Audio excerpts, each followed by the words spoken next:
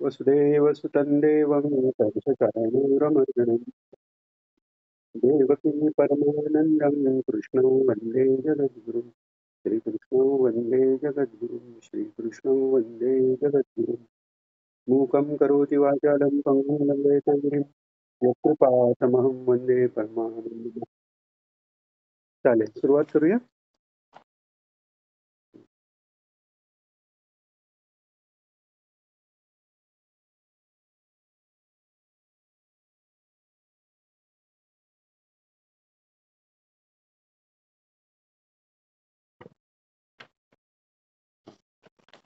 कैलास तू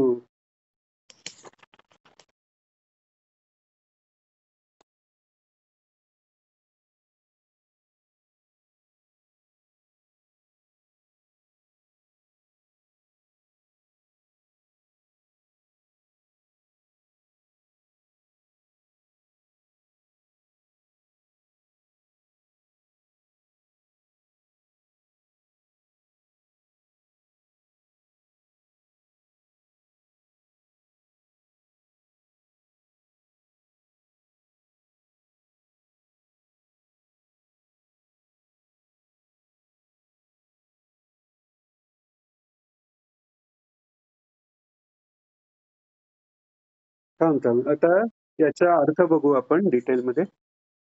आता इथे ओम नमोजी आद्या म्हटलेलं आहे. आद्या म्हणजे सगळ्याच्या आधी असणं. आता सगळ्याच्या आधी जे काही आपण विचार करू त्याच्याही आधी परमात्मा आहे, म्हणजे तो सत स्वरूप आहे. परमात्म्याला आपण सच्चित आनंद, सच्चिदानंद असं म्हणतो. त्यातल्या सत शब्दाचा अर्थ आहे की त्रिकालाबाधित, सर्व काळी, सर्व ठिकाणी एकसंघ, एकच असणारं ते तत्व आहे. कारण अ, जे आपण लांबी, रुंदी, उंची किंवा अ, अ, काल हे परिमाण ज्याला ज्याला म्हणून परिमाण आहे, मेजरमेंट आहे, ते सगळं सृष्टीचा भाग आहे. आणि परमात्मा त्याच्याही पलीकडे आहे. सृष्टी ही त्याच्यावरच अधिष्ठित आहे, सृष्टीतही तो आहे, पण तो त्याच्याही पलीकडे आहे. त्यामुळे तो सगळ्याच्या आधी अ, हा सृष्टीचा भास आहे म्हणून तो भास निर्माण करणारा म्हणून त्याच्या आधी म्हणून टाइम प्रमाणे त्याच्या आधी म्हटलेला आहे. पण आधी याचा अर्थ फक्त आधी असा नाही, तो सर्वत्र तोच आहे, म्हणजे त्याच्याशिवाय काही वेगळं नाही, असा तो आद्य आहे. आता हे ज्ञानेश्वर माऊलींनी ओम नमोजी आद्या यांनी का सुरुवात केली तर अ, अ, वेदांमध्येही वेदात, प्रत्येक वेदात पहिला भाग आहे तो वेदाचा पूर्वार्ध, तो सगळा कर्मकांड आहे. आणि अ, उत्तर भाग जो आहे वेदांचा त्याला वेदांतही म्हणतात. तो म्हणजे उपनिषद आहेत सगळी.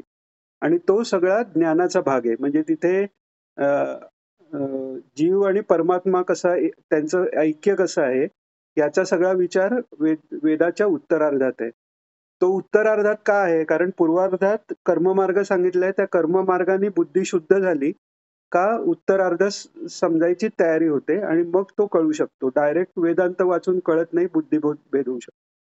तर त्या वेदांमध्ये अ, ही अथातो ब्रह्मजिज्ञासा असं अथ शब्दापासून सुरुवात होते. अथ म्हणजे अ, आतापासून म्हणजे अ, अ, तो अथ जो शब्द आहे त्याच्यात जे अ, अ, म्हणजे पूर्वीचा तो कर्म किंवा जे सृष्टीचा भाग सोडून जे आहे, तो जो अथ आधी जो परमात्मा आहे, त्या तत्वाचं जिज्ञासा आपण करू असं वेद सांगते. म्हणजे त्या दृष्टीने अ, ज्ञानेश्वर महाराज हेही जाणून देतात, की जे वेदात सांगितलेलं आहे, तेच सांगण्यासाठी आपण हा ज्ञानेश्वरी किंवा गीता त्याच्याकरताच आहे आणि गीता समजण्याकरता आता त्याच्यावरही भावार्थ प्रकट करत आहोत. एक एक रेकॉर्ड तर आणि ह्याच्यात म्हणजे कोणत्याही ग्रंथ म्हणजे पुराण असो किंवा कोणताही जे ईश्वर प्रतिपादक ग्रंथ आहे त्याची सुरुवात मंगलाचरणाने होते. आणि ते मंगलाचरण 3 प्रकारचं असतं. म्हणजे एक नमनपूर्वक असतं, म्हणजे नमस्कार करण्याच्या दृष्टीने असतं. की ज्याचं वर्णन करायचंय त्याच्या पुढे नम्रवृत्ती धरून प्रपन्नता धारण करून ते तत्व आपल्या अंतरात शिरावं आणि मग ते श्रोत्यांकडे जावं. अशा दृष्टीने मंगलाचरण करतात. किंवा नुसतं तत्वबोधार्थ म्हणजे त्या परमात्म्याचं तत्व थोडक्यात सांगून सुरुवात करतात आणि मग पुढे एलॅबोरेट करतात. जसं आपण आपल्या नॉर्मल कोणत्याही एखाद्या समजा सेमिनार असेल किंवा काय, तर त्याच्यात सुरुवातीला त्याचा आपण विषय सांगतो आणि मग तो एलॅबोरेट करतो. तसं ईश्वर तत्वाचं वर्णन करूनही मंगलाचरण होतं. आणि तिसरा प्रकार मंगलाचरणाचा असा आहे की अ, एखादे ज्ञानी महात्मे आहेत, त्यांनी शिष्याला बोध करण्याकरता जसं दासबोधात आहे की शिष्याला बोध करण्याकरता ते सांगतायत, तर तेव्हा आशीर्वादपर मंगल करूनही ग्रंथाची सुरुवात होते. तर इथे ज्ञानेश्वर माऊलींनी नमस्कारपूर्वक मंगलाचरण करताना त्याच्याबरोबर तत्वविचारही सांगितलेला आहे. आणि याला खूप गूढ अर्थ आहे. म्हणजे ज्ञानेश्वरीचा आपण अभ्यास करताना प्रत्येक ओवीला, प्रत्येक शब्दाला असं का? म्हणजे असं का म्हणजे विरोध करण्याच्या दृष्टीने नाही, की त्यात नक्की काय अर्थ सांगितलेला आहे आणि त्या ओवीचा प्रत्येक ओवीचा अ, अ, जो पूर्ण ज्ञानेश्वर माऊलींनी भक्तिमार्ग पुढे ठेवलेला आहे, जे वारकरी संप्रदाय आहे, त्या सगळ्याची जी भूमिका आहे, याच्या एक-एक शब्दातनंही आपल्याला कळते. आता फॉर एक्झाम्पल आता इथे आपण म्हटलं, की नमस्कार पूर्वक पण मंगल आहे आणि तत्वविचारात्मक पण मंगल आहे. म्हणजेच ज्ञानेश्वर माऊलींनी अ, अद्वैत हे सांगितलेलंच आहे. कारण अद्वैत ज्ञान झाल्याशिवाय खरी पराभक्ती उत्पन्नच होऊ शकत नाही. ज्याच्याबद्दल प्रेम वाटायचं, की ज्याच्याबद्दल भक्ती वाटायची, अशा परमात्म्याचं पूर्ण स्वरूप जर कळलं नाही, तर तो मला आवडतो, तो म्हणजे काय? त्याच्यावर माझं प्रेम आहे, तो म्हणजे काय? हेच जर समजलं नाही, तर त्याच्यावर माझं प्रेम आहे हे म्हणण्याला काही अर्थ राहत नाही. तर त्यामुळे ज्ञान हे आवश्यक आहे, पण ते ज्ञान भक्तीच्या विरोधी नाहीये. त्यामुळे एकाच ठिकाणी तत्वाचा विचारही आहे आणि नमस्कारही आहे. म्हणजे अ, अ, मी आणि ईश्वर याचा अभेदही आहे आणि मी भक्त तो भगवान हे प्रेमही आहे. असं दोन्ही एकत्र करून ज्ञानेश्वर माऊली सांगतायत आणि त्यामुळे ज्ञानेश्वर माऊलींनी गीतेचा जो खरा अर्थ आहे, की ज्याच्यात काय होतं बेसिकली ज्ञानमार्गाने जे जातात, तर ते जर व्यवस्थित प्रकारे नाही गेले, तर त्यांचं चिंतन कसं होतं, ब्रह्मसत्यम जगन मिथ्या म्हणजे ते जग जग सगळं मिथ्या आहे म्हटल्यावर ते त्याच्याकडे हीन किंवा ते कमी आहे किंवा ते भासमान आहे त्याला सोडून द्या, असा विचार होतो. तो विचार करतानाही जग हे ईश्वरापेक्षा भिन्न आहे किंवा माझ्यापेक्षा भिन्न आहे, हा तिथे कुठेतरी विचार राहतो. म्हणजे खरं शुष्क ज्ञानाचा अभ्यास हा द्वैताचाच अभ्यास होतो. पण भक्तीचा जो अभ्यास आहे, जो ज्ञानेश्वर माऊलींनी सांगितला, आचार्य महाराजांनीही तेच सांगितले. आता लोकांना वाटतं, की गीता भाष्यात फक्त ज्ञानाच्या दृष्टीने विचार आहे. पण आचार्य महाराजही अद्वैत सांगतात, तो विशिष्ट अद्वैतच आहे. अ, अ, शंकराचार्यांची एक गोष्ट सांगतात, की सगळा त्यांनी अद्वैताचा प्रचार केला. म्हणजे मग कर्ममार्गी जे आहेत त्यांना वादात हरवलं. त्यांना शिष्य करून घेतलं.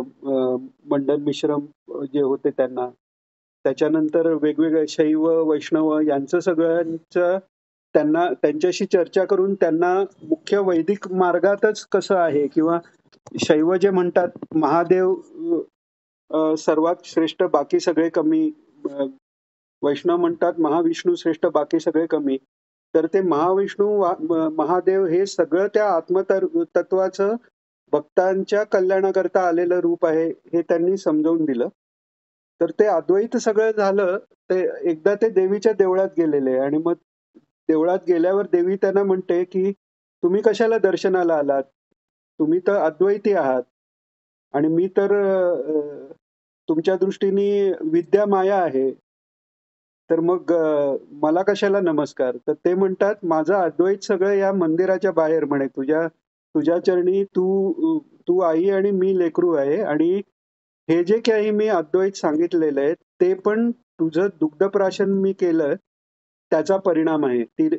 त्यांची लहानपणीची गोष्ट आहे, की त्यांचे वडील जे असतात, ते एकदा बाहेरगावी गेलेले असतात. हे 5 वर्षाचे आहेत किंवा त्याच्याही पेक्षा कमी असतील आणि त्यांना ते पूजा करायला सांगून ते जातात. आता ह्यांनी रोज वडील काय-काय करतात ते पाहिलेलं असतं. मंत्र काय म्हणतील काय ते आणि क्रिया काय.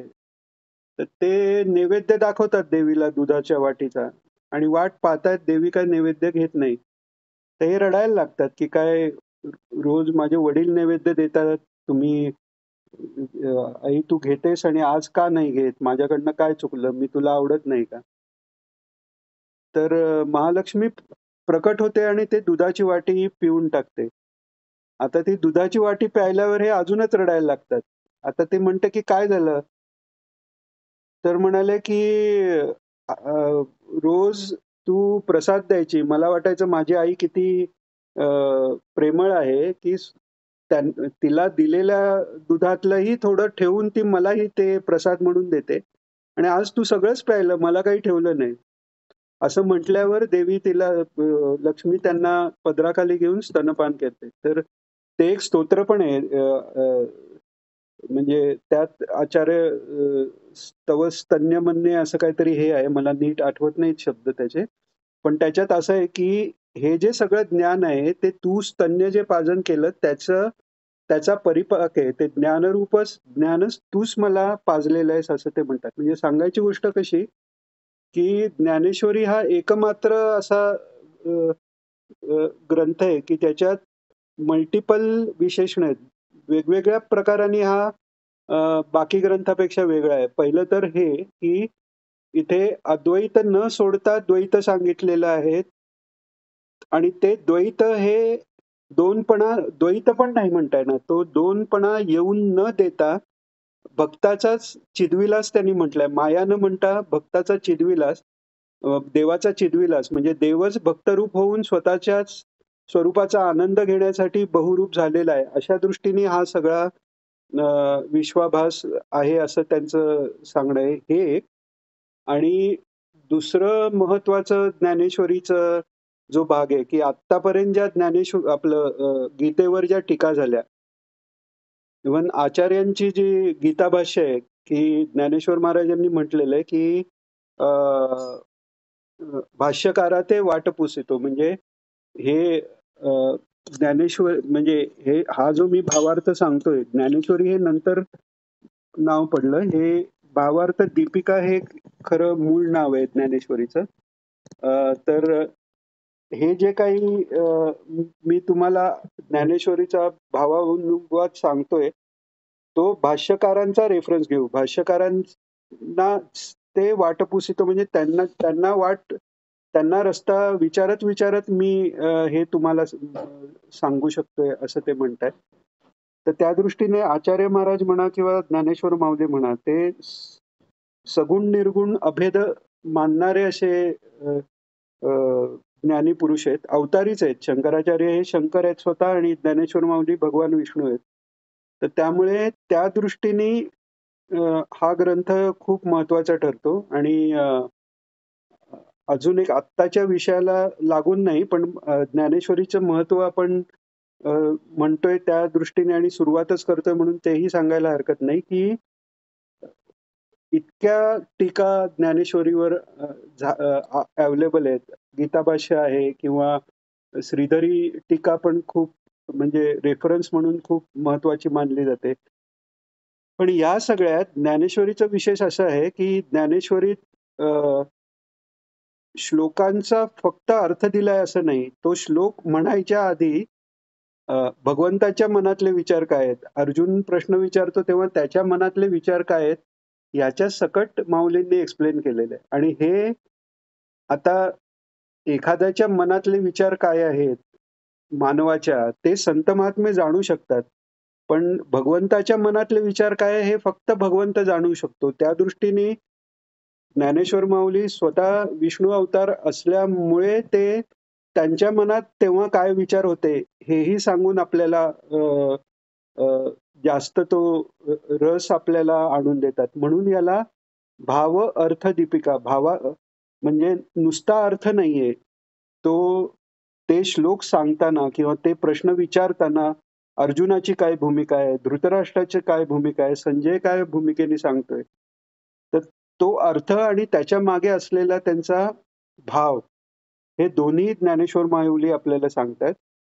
आणि म्हणून हा ग्रंथ एक नुसता गीतेवर टीका न राहता एक वेगळा असा स्टँड अलोन ग्रंथ असा आहे की ज्याच्यात सगळं आलेलं आहे. आणि सगुण भक्तीचं जे महत्व आहे ते निर्गुणाचं ज्ञान करून घेऊन त्याच्या वर जाऊन कशी सगुण भक्ती आहे हे जर समजून घ्यायचं असेल तर ज्ञानेश्वरी सारखा दुसरा ग्रंथ नाही. त्यामुळे ज्ञानेश्वरी वाचावी आणि नंतर भागवत वाचावं. कारण भक्ती समजूच शकत नाही. ज्ञानापासून भक्तीपर्यंत कसं जायचं हे नाही समजलं तर खरी भक्ती समजूच शकत नाही. हा पण या ग्रंथातला फार महत्वाचा फॅक्टर आहे. तर त्यामुळे हां, आता हे झालं. आता या मंगलाचरणात पण कसं केलेलं आहे, की वेद जे आहेत, आता वेद किंवा वेदाचा अभ्यास करणं, आता याही क्रिया आहेत ना. म्हणजे विचार करणं, वेदाचा विचार करणं किंवा गुरूंनी तो सांगितलाय तो आपण ऐकणं. तर या सगळ्या क्रिया होण्यासाठी देह, वाणी, शब्द, अक्षर ह्या माध्यमानेच या सांगितल्या जातात. म्हणजेच या जे मिथ्या विश्व आहे, त्या मिथ्या विश्वातल्याच काही गोष्टी घेऊन हे सांगितलं जातं. तर त्यामुळे खरं परमात्म्याचं वर्णन हे ह्या कोणत्याही गोष्टीने होऊ शकत नाही. पण तरीही त्यातल्या त्यात निर्गुण निराकार तत्वापासून जेव्हा सगुण रूपात भगवंतांनी यायला सुरुवात केली, तर त्या निर्गुण आणि सगुणाच्या मधल्या स्थितीत अ, हे अ, अ, ओमकार प्रकट झालेला आहे, प्रणव प्रकट झालेला आहे. तर त्यामुळे त्याला अक्षर म्हटलेलं. अक्षर याचा अर्थ आपण अल्फाबेट असा नाहीये. अक्षर म्हणजे क्षर जे होत नाही, म्हणजे जे कमी जास्त काही होत नाही, असं ते परमात्म तत्व पहिल्यांदाच जेव्हा सगुण झालं, तर ते पहिलं सगुण रूप जे भगवंताचं आपल्या समोर आलं. याचा अर्थ विष्णू स्वरूप आहे ते नंतर निर्माण झालं असं नाही. ते आहेच. ते निरंतर आहे. सच्चिदानंद स्वरूपाबरोबर त्यांचं सगुण रूप हे निरंतर आहे. पण या सृष्टी निर्मितीत आपल्याला कळण्यासारखं जे पहिल्यांदा निर्माण झालं, तो हा ओंकार आहे. म्हणजे हा ओंकार जो आहे, तो सगुण तर आहे, पण साकार नाहीये. बरोबर. तो एक ध्वनी रूपाने पहिल्यांदा आला, त्यामुळे तो सगुण आहे. कारण त्याला शब्द हा आकाशाचा गुण आला. प्रत्येक महाभूताचे एक गुण आहेत. तसा आकाशाचा शब्द हा गुण आहे. तर अ, पंचमहाभूतात पण सर्वात सात्विक म्हणजे सत्तत्वाच्या जवळ जे आकाश आहे. त्यामुळे ते बाकी सगळ्या महाभूतांपेक्षा जास्त व्यापक आहे, सूक्ष्म आहे आणि निर्लिप्त आहे बाकी सगळ्या भूतांपेक्षा. म्हणजे अ, भरपूर पाऊस पडला म्हणून आकाश ओलं झालं आपण नाही म्हणत. वारा वाहिला म्हणून ते सुकलं असं म्हणत नाही. कारण ते अलिप्त आहे. या दृष्टीने आकाश तत्व हे सत्तत्वाच्या जवळ आहे, सात्विक आहे. म्हणून सत्वगुण हा म्हणजे सत्तत्वाच्या जवळ असलेला त्यातल्या त्यात गुण सांगितलेला आहे. तरीही तो गुण म्हणजे मायेच्या राज्यात आहे. पण आपण आता मायेच्या राज्यामध्ये असल्यामुळे जसं आपण गच्चीवरनं खाली आलो, तर गच्चीनंतर पहिली पायरी हे ओंकार जर असेल, तर इथून परत गच्चीपर्यंत जायला त्या ओंकारापर्यंत गेलं पाहिजे. मग त्याच्यानंतर जे आहे ते अनिर्वचनीय आहे. ते तिथे पोहोचल्यानंतर आपल्याला कळू शकतं. आता हेच वेदांनी एक्सप्लेन करताना नेती नेती असं वेद म्हणतात. म्हणजे अमुक असा परमात्मा आहे, तमुक असा परमात्मा आहे. परमात्मा सर्व सगुण आहे आणि निर्गुणही आहे आणि निर्गुणाच्याही पलीकडे आहे. असं नेतीपर्यंत म्हणजे असाही नाही, असाही नाही करून एका पॉइंटपर्यंत वेद आपल्याला नेऊ शकतात. त्याच्यानंतर सद्गुरू कृपेने तो साक्षात्कार होऊ शकतो. तर त्या पॉइंटपर्यंत जिथपर्यंत आपल्याला वेद नेऊ शकतात, त्या पॉइंटपासूनच ग्रंथाची सुरुवात ज्ञानेश्वर महाराज करतायत. तर तो पॉइंट काय आहे? तर ते ओंकार हे आहे. आता सृष्टी उत्पत्ती जशी झाली, की निर्गुण निराकारापासून ओंकार निर्माण झाला. मग त्याच्यानंतर सावयव अशी सृष्टी सगळी निर्माण झाली.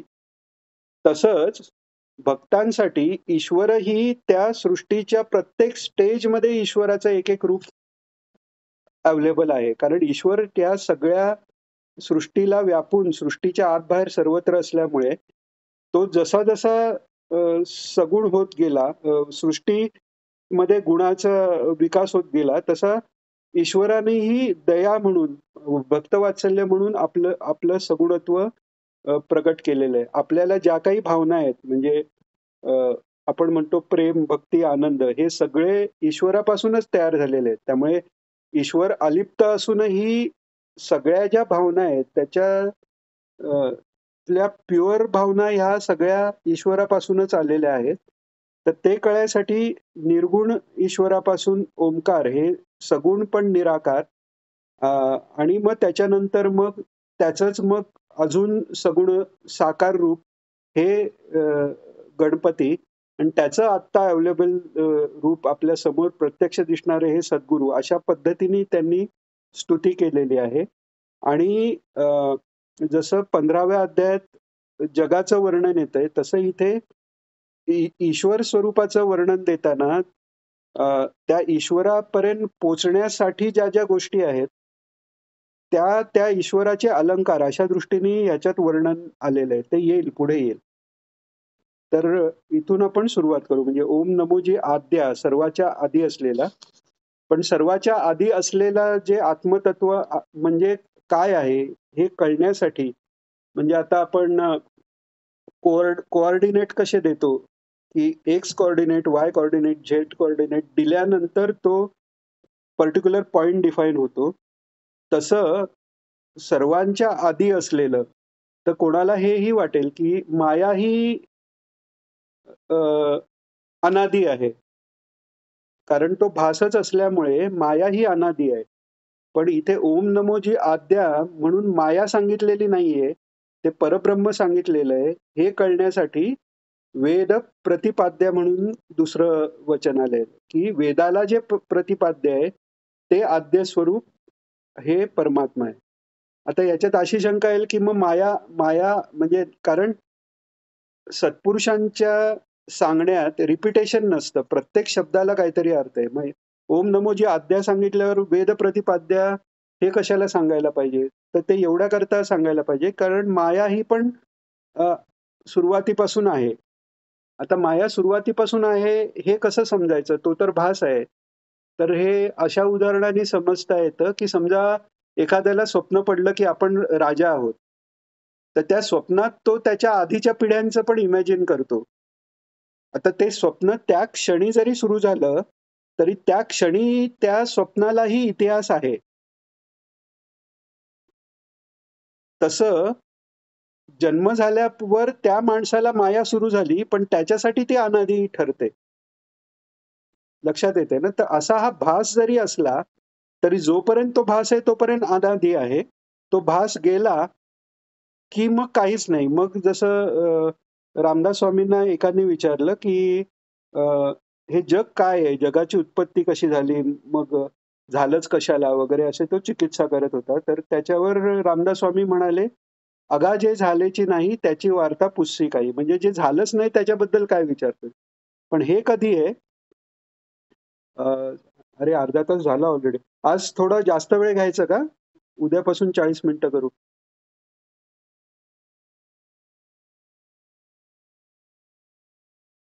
बरं, बरं चालेल. हं.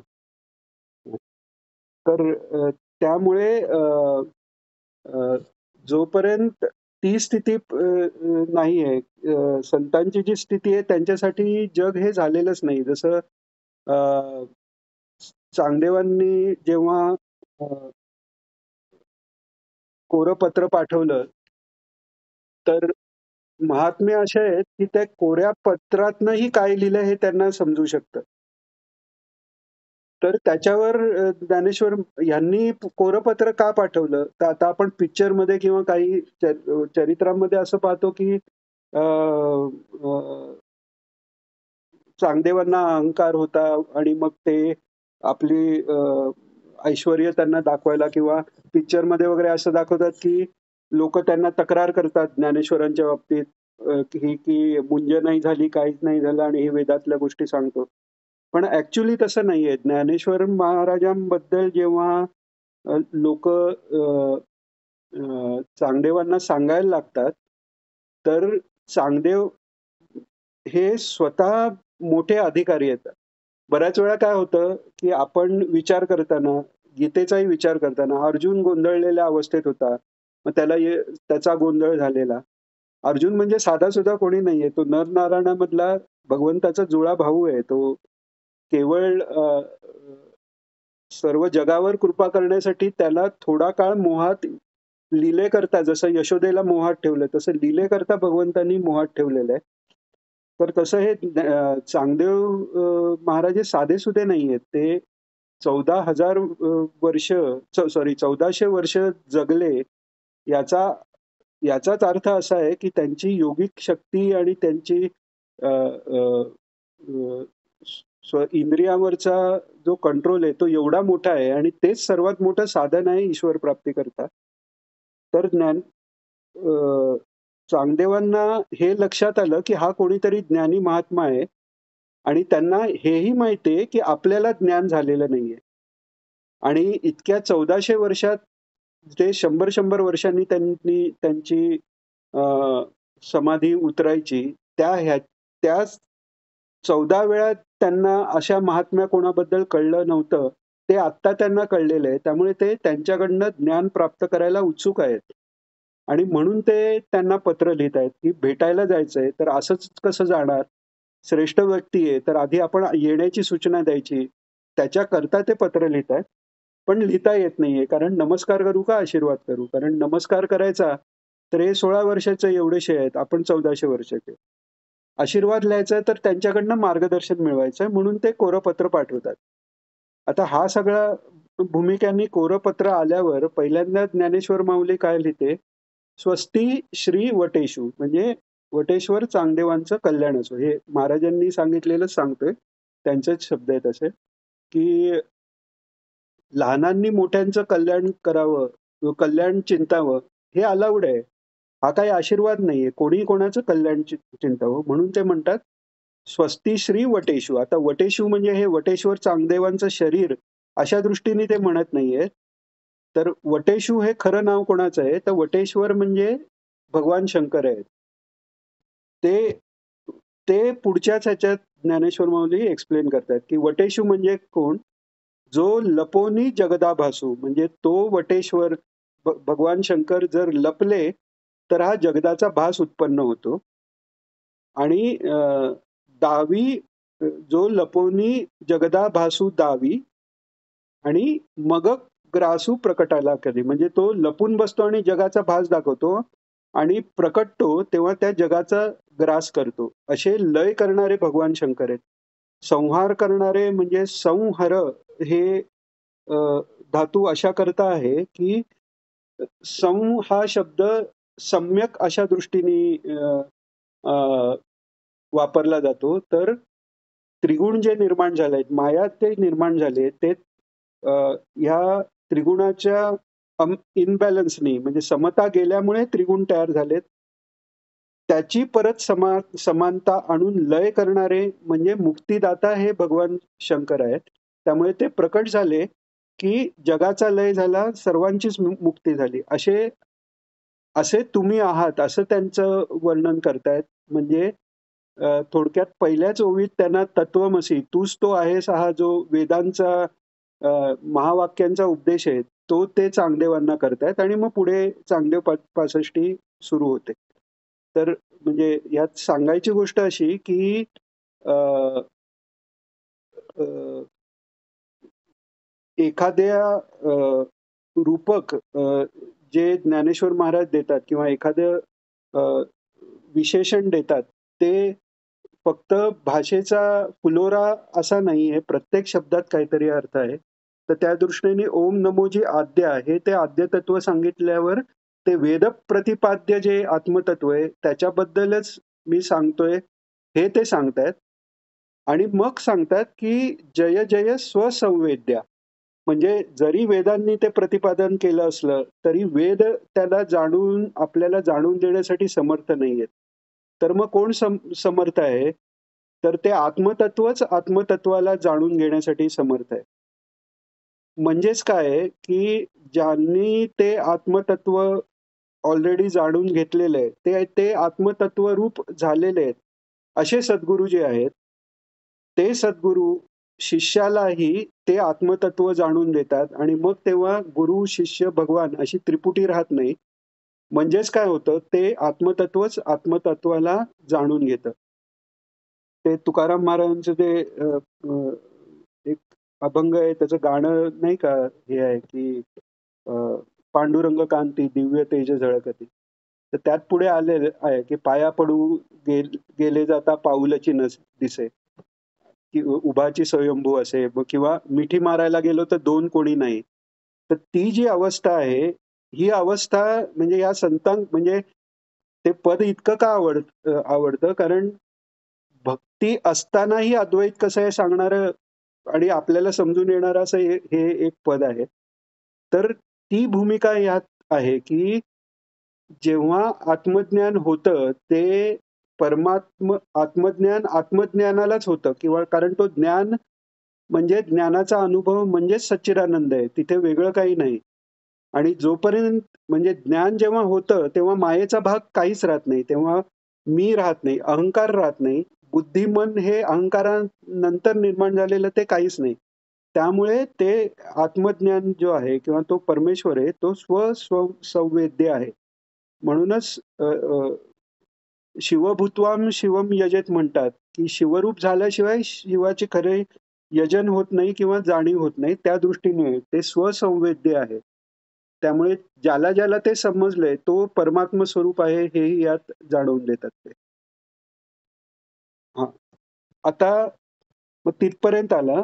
आता हा जो ओंकार आहे, तो आता ओंकारापर्यंत तो अक्षर म्हणजे त्या ओमच्या स्वरूपामध्ये काही बदल नाहीये. आता पण त्याच्या नंतर पुढचं सृजन जसं झालं, तसं त्या ओंकाराचं पण भाषेत रूपांतर झालं. म्हणजे आपण जी अक्षरं बाकीची म्हणतो, ते मूळ ओंकाराची व्याकृती. विकृत म्हणजे आपण मराठीत वाईट होणं असा हे करतो. विकृत याचा अर्थ मूळ ज्या रूपापासून बदलणं, याला म्हणतात विकृत होणं. आणि हे सर्व विश्व हे परमात्म्याची विकृती आहे. म्हणजे परमात्म तत्व आहे तसं न दिसता त्याचं मूळ जे सच्चिदानंदत्व आहे, त्याचा अनुभव कमी होऊन त्याच्या ऐवजी ते वेगळं भासणं हे अ, अ, अ, विकृत होणं असं आहे. तसं जसं जग विकृत होतं, तसं ओंकारापासून शब्द निर्माण होतात. आणि म्हणूनच हे जे शब्द आहेत, अक्षर आहेत, 52 अक्षरं संस्कृतमध्ये आहेत. त्या अक्षरांनी शब्द म्हणतात. शब्दांनी अ, अ, अ, वाक्य, साहित्य सगळं जे होतं, आता ते समजून घेण्यासाठी म्हणून व्याकरण म्हणतात. म्हणजे ओंकार कसा विकृत झाला आणि त्या विकृत होऊन त्याचे काय काय अर्थ झाले, हे समजून घेण्याचं शास्त्र हे व्याकरण आहे. व्याकरण म्हणजे नुसतं ग्रामर नाही. व्याकरण म्हणजे मूळ ओंकार स्वरूप आत्मतत्वाचा शब्दरूपाने कसा विस्तार झाला हे जाणण्याचं शास्त्र आहे. तर सांगण्याची गोष्ट अशी की त्या वर्चस्व पासून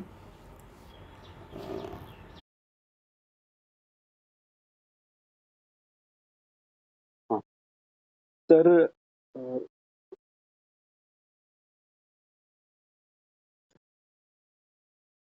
म्हणजे मग त्या ओंकारापासून बाकी अक्षरं तयार झाली. अशा तसंच त्या ओंकारापासून जे अ, अ, सगुण निराकार ब्रह्म जे ओंकार आहे, त्याच्यापासून मग ते सगुण साकारात यायला लागलं आणि गणेश गणेश रूपाने ते आलंय असं हे सांगतायत. आणि मग त्या सगुण साकार परब्रह्मापर्यंत कसं पोचायचं? तर जसं आपण म्हणतो की वेदांनी नेती नेती म्हणून सांगितले किंवा शाखाचंद्र न्याय सांगतात. म्हणजे काय, की चंद्र कुठे आहे तर ते झाड दिसतंय का बघा, ते झाड दिसतंय. त्याची ती उजव्या बाजूला वर गेलेली शाखा दिसते का? दिसते. त्याच्या मागे जो दिसतोय ना तो चंद्र आहे. म्हणजे ते शाखा म्हणजे चंद्र नाही, पण त्या चंद्राच्या या जितक्या जवळ आपण जाऊ शकू तिथे गेल्यावर आपोआपच तो चंद्र दिसेल. अशा दृष्टीने वेद त्या पॉइंटपर्यंत नेऊ शकतात. कारण वेद ही आपल्या सृष्टीचाच शब्द आणि ध्वनी माध्यमातूनच आपल्यापर्यंत पोहोचवत असल्यापर्यंत त्या पॉइंटपर्यंत नेतात. पुढे ते आपल्याला सद्गुरू कृपेने कळून येऊ शकतं. किंवा दुसरा एक अरुंधती तारा चा एक दृष्टांत देतात, की सप्तऋषी आकाशात असतात. तर आधी सप्तऋषी कसे शोधायचे? तर ध्रुवतारा बघावा आणि मग त्याच्या अमुक डायरेक्शननी खाली आल्यावर ते सप्तऋषी किंवा वर गेल्यावर सप्तऋषी दिसतात. मग त्या सप्तऋषीमधला वसिष्ठ तारा दिसतो, तो पहा. मग तो आयडेंटिफाय झाल्यावर आता त्याच्या जवळ नीट पाहिलं तर अंधुक असा एक तारा दिसतो, तो अरुंधतीचा. तर ते जसं आहे, तर तो अरुंधतीच्या ताऱ्यापर्यंत पोचायला पहिल्यांदा ध्रुव ताऱ्यापर्यंत, मग सप्तऋषींपर्यंत, मग सप्तऋषीतल्या वसिष्ठांपर्यंत पोचल्यानंतर मग पुढचं जे बघायचंय ते आपल्याला बघायला लागतं. तसं त्या ओंकारापर्यंत पोचल्यानंतर जो ओंकाराची अर्धमात्रा आहे, त्या अर्धमात्रेच्या ध्यानातनं त्या आत्मस्वरूपापर्यंत आपल्याला पोचावं लागतं आणि तिकडे सद्गुरूंचा शक्तिपात जो आहे, वितराग विषय वा चित्तम म्हणतात, की त्यांच्या अ, चित्ताला आपला विषय मिळाल्यावर त्यांचं चित्त हे सच्चिदानंद स्वरूप असल्यामुळे आपलं चित्त ते सच्चिदानंद स्वरूपापर्यंत नेतात आणि तो साक्षात्कार होतो. आणि सृष्टी होताना मगाशी सांगितल्याप्रमाणे त्या ओंकारापासून खाली खाली कसं आलं आणि ते खाली खाली येताना प्रत्येक ठिकाणी ईश्वराने आपला आविर्भाव कसा ठेवलाय याच्याकरता हे रूपक आहे. तर गणेश रूपाने ते आलेत आणि मग पुढे त्या गणेश रूपांपर्यंत पोचणारे ज्या गोष्टी आहेत ते सगळे त्यांचे अलंकार किंवा आयुध अशा रूपाने रूपक देऊन ज्ञानेश्वर माऊली आपल्याला समजवणार आहे पुढे. तर आता आपण अ, अ, हां, हे पहिला पाहिला. आता देवा तुझी गणेशू सकलम मती प्रकाशू म्हणे निवृत्ती दासू अवधारी जो. अ, अ, इत- इत- आता इथे तेच झाले की तोच ओंकार हा गणेश रूपाने आले. मग पुढे येईल की आकार चरण युगुल वगैरे. पण आता इथे पुढे काय सांगितलंय की हा गणेश रूपाने पहिल्यांदा का सांगितलंय? आपण गणेशाची पूजा सर्वात आधी का करतो? तर गणेश हा बुद्धीला प्रकाश देणारी देवता आहे. सवितृ देवता जे गायत्री अ, अ, मंत्रात ज्याचं स्तवन आहे, तो बुद्धीचा प्रकाश आहे. तो बुद्धीचा प्रकाश बुद्धीपर्यंत पोहोचण्यासाठी त्यातली बाकी जी अ, मुळे आलेली जी मल जो आहे, ते दूर करणारे विघ्नहर्ता हे भगवंत आहेत.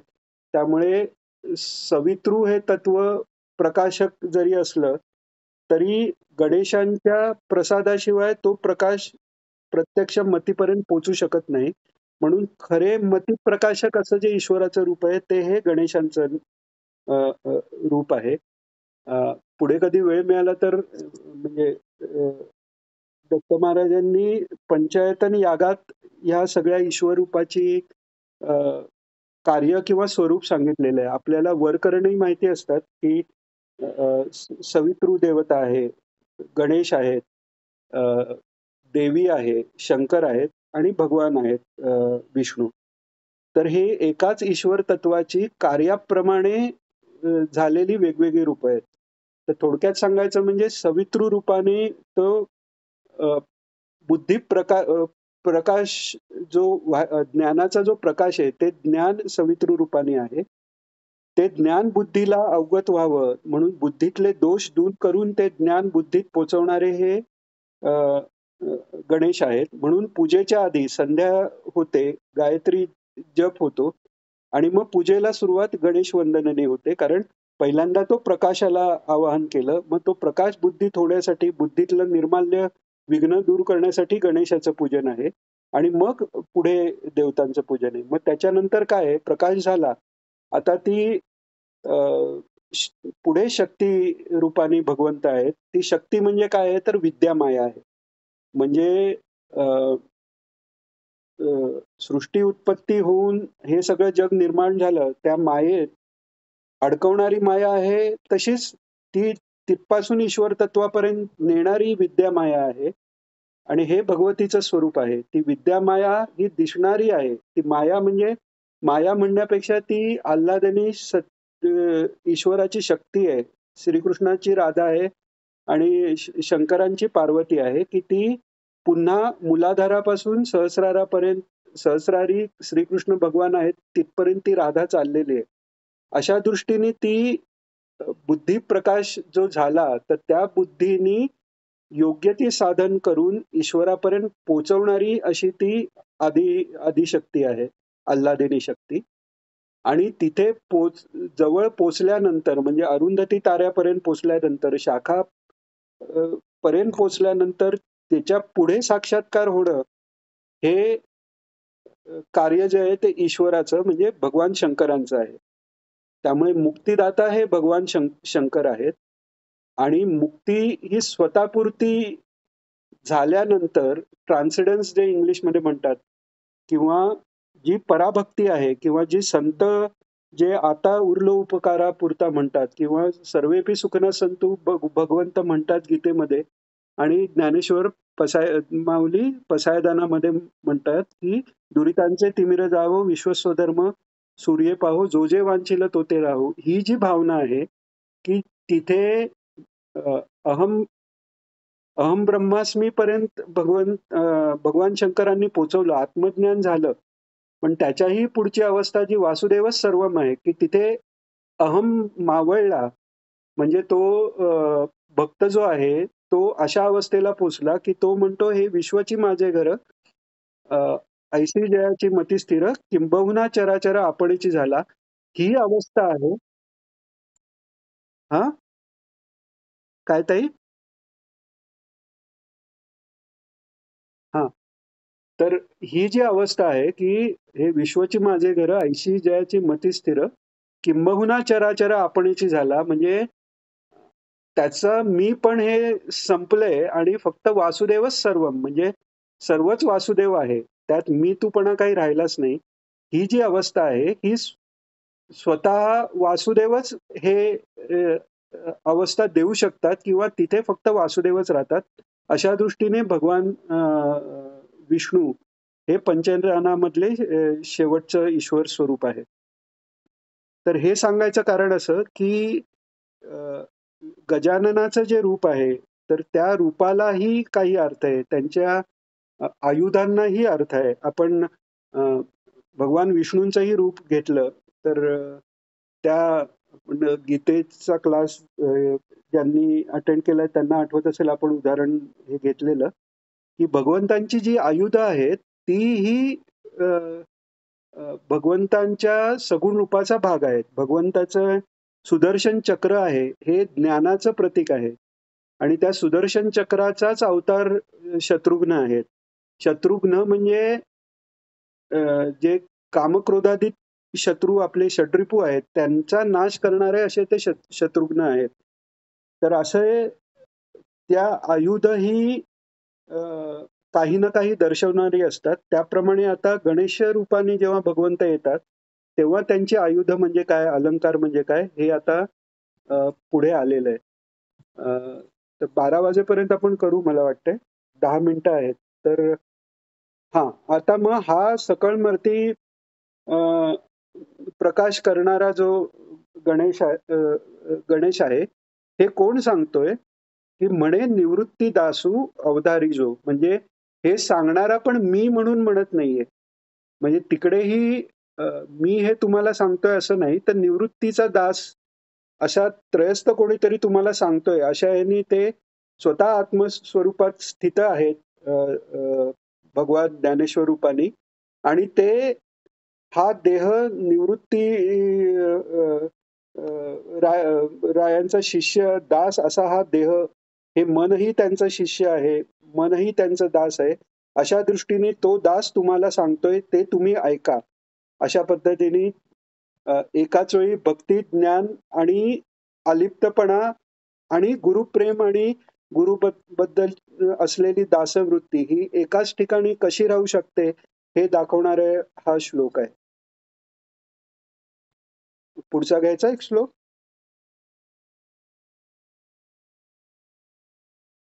हो, हो. ते मितूपणाची बोलवणं आपल्या एकनाथ महाराजांनी दत्ताची आरती जी केली आहे ना, तर त्यात तो शेवटचा आहे ना, मितूपणाची झाली बोलवणं एका जनार्दनी श्रीदत्त ध्यान. तर त्याच्यात म्हणजे महाराजांचे हो, हो. आणि महाराजांकडे हो, हो. कबड्डी, कबड्डी. शेवटी तिथेच येतो. आणि महाराजांच्या घरी मितूपणाची झाली बोलवणं म्हणत नाही. ते मूळ असं आहे, मितूपणाची झाली ओसणं. म्हणजे मितूपणा कमी झालाय असं म्हणतात. कारण बोलवण जर झाली, तर एकरूपत्व आलं आणि मग भक्तीला चान्स नाही राहत. म्हणजे गोपी ज्या आहेत, त्यांना सायुज्य नकोय किंवा भक्त जेही आहेत, तुकाराम महाराजही म्हणतात, की तुका म्हणे गर्भवासी सुखे घालावे आम्हासी. म्हणजे परत त्यांना जन्माला यायचंय. कारण मितूपणाची पूर्ण बोलवण झालं, तर तो सच्चिदानंद स्वरूप झाल्यावर भक्तीचा आनंद किंवा अ, जसं रामकृष्ण सांगायचे, की साखर होऊन साखर खाता येत नाही. तर त्यामुळे त्या भक्तीचा आनंद घेण्यापुरता ते भक्त भक्तपणा ते राखून ठेवतात आणि भगवानही तो भक्तीचा आनंद घेण्याकरता भक्तांचे भक्त होऊन राहतात. त्यामुळेच म्हणजे यशोदा काठी घेऊन आली तर भगवान घाबरलेत म्हणजे ते खरंच घाबरलेत, नाटक नाहीये. कारण त्यांच्या मनातल्या ज्या भावना आहेत, त्या भावनांमधनंच आपल्या मनात भावना तयार होतात. म्हणजे आपल्या भावना जर अ, 0.1 एवढ्या खऱ्या असतील, तर त्यांच्या भावना अनंत पटीने खऱ्या म्हणायला लागतात. तर जसं भक्त आपल्याकडे कमीपणा घेऊन राहतात, तसं भगवानही भक्तांना आपला देव म्हणून कमीपणा घेऊन त्यांचाच भक्त रूपाने आणि भगवान रूपाने खेळ चालू राहतो. असं आहे. इव्हन याच्यात दत्त महात्म्यात अ, वासुदेवानंद सरस्वती टेंबेस्वामी महाराजांनी एका ठिकाणी म्हटलेलं आहे, की "तू स्वामी मी दास" असा विवेक ठेवतात ज्ञानी महात्मे. आता दासबोध जो आहे, तो बोध म्हणजे काय? हा आत्मबोधच आहे शेवटी. पण तो आत्मबोध होतानाही त्या बोधाच्या आधी पण दास लावलेला आहे. कारण तू स्वामी मी दास ही जे प्रेमाचा खेळ आहे आणि ती दास्यभक्ती कशी आहे हे याच्यातही आलेलं आहे. दत्त महात्म्यात टेंबे स्वामी म्हणतात, की जसं एखादा दास असतो, ते आता मला खायला प्यायला काय मिळेल किंवा मी आता काय करू ह्याचा काही त्याला विचार करायची गरज नसते. तसा हा प्रभूचा दास आहे. त्याला मी आता काय करू हे विचार करायची गरज नसते. कारण खरी दास्यवृत्ती निर्माण झाली तर ते पूर्ण समर्पण आहे. त्यामुळे काय करू काय नाही हे त्यांना परमात्मा सांगतोय आणि त्यांचं योगक्षेमम वहाम्यहम त्यांची योगक्षेमाचीही काळजी तो घेतो. योगक्षेम म्हणजे खाण्यापिण्याचीही काळजी घेतो आणि योग म्हणजे ईश्वराची योग साधून तो क्षेम म्हणजे तो टिकवून ठेवणं हे भगवंत स्वतः पाहतात. अशी ती दास्य भक्ती आहे. तर म्हणजे सांगायचं असं आहे, की ज्या अद्वैत ज्ञानाने भक्ती बाजूला पडत असेल, तर ते अद्वैत ज्ञान नाही. अद्वैत ज्ञान खरं असं आहे, की ज्यानी भक्ती वाढते आणि पराभक्तीपर्यंत जाऊ शकतो. म्हणून हे 2च श्लोकात इतकं त्याचं सुंदर आहे. एकीकडे एकच आत्मतत्व सर्वत्र आहे हे सांगितलं आहे. स्वसंवेद्य आहे हे सांगितलं आहे. आणि तिकडे परत दास्यवृत्तीने निवृत्ती दासू म्हणून पण सांगितलेलं आहे. आणि मग अवधारी जो अवधान आपण म्हणतो. अवधान म्हणजे काय? तर आपलं चित्त त्या गोष्टीकडे ठेवणं. संपूर्ण गीतेचा सार असा 12व्या अध्यायातला 8वा श्लोक आहे. तिथे भगवान सांगतात, "मय्येव मन आधस्व मयि बुद्धिं निवेशय निवशिष्यसि मय्येव अत ऊर्ध्वन्न संशया. म्हणजे माझ्यातच मन आधस्व म्हणजे आधान माझ्यावरच आधारित ठेव मन. ते जर ठेवलंस तर तुझे उद्धार होईल यात संशय नाही हे सांगतायत. तर इथे अवधारी जो म्हणजे नुसतं ऐका असं नाही, तर अवधार जो न आहे ते कशाकडे म्हणजे तुमच्या बुद्धी, मन हे त्या आत्मतत्वावर सतत राहून द्या आणि ते ठेवून हे ऐका. म्हणजे प्रत्येक शब्द हा त्या आत्मतत्वाशी कसा संबंधित आहे, प्रत्येक शब्द या परमात्म्याशी, त्या सगुण रूपाशी कसा संबंधित आहे, ही जाणीव सतत ठेवून जर तुम्ही ही ज्ञानेश्वरी ऐकलीत, तर ती तुम्हाला कळू शकेल हे ज्ञानेश्वर माऊली इथे सांगते. चालेल 11:58 झालेले आहेत. प्रार्थना घेऊन आज थांबू आणि पुढच्या शनिवारी ह्याच वेळी भेटू. योगेशं सच्चिदानन्दं वासुदेवं व्रजप्रियं धर्मसंस्थापकं वीरं कृष्णं वन्दे जगद्गुरुं श्रीकृष्णं वन्दे जगद्गुरुं श्रीकृष्णं वन्दे जगद्गुरुं. जय श्रीकृष्ण सर्वांना.